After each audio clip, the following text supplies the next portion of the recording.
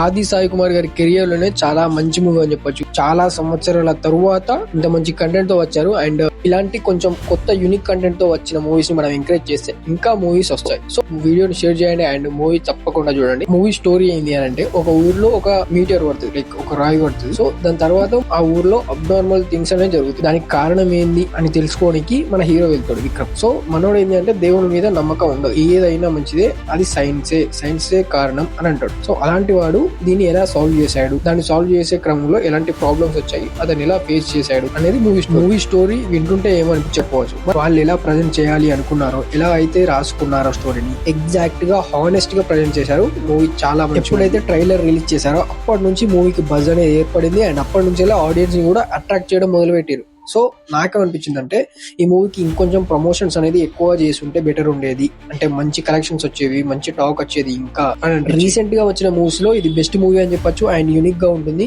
So మీరు enjoy చేస్తారు. First part తర్వాత మీకే అర్థమైపోతుంది మూవీ ఎలా ఉంది అనేది. యాక్టింగ్ పరంగా, బీజిఎం పరంగా అందరూ చాలా బాగా చేశారు. లాస్ట్ లో సెకండ్ పార్ట్ హింట్ అనేది ఇచ్చారు. సో మేబీ సెకండ్ పార్ట్ ఉన్నది అని అనుకుంటున్నా. బట్ ఒకవేళ మీ దగ్గర స్టోరీ ఉంటే మాత్రమే సెకండ్ పార్ట్ తీయండి. ఎందుకంటే ఫస్ట్ పార్ట్ బాగున్న మూవీస్ కూడా సెకండ్ పార్ట్ ద్వారా బ్యాడ్ టాక్ అనేది వస్తుంది. సో కొంచెం జాగ్రత్తగా. రివ్యూ మీకు నచ్చింది అనుకుంటున్నాను. నచ్చితే మాత్రం మన ఛానల్ ని సబ్స్క్రైబ్ చేసుకోండి, సపోర్ట్ చేయండి. Thank you for watching.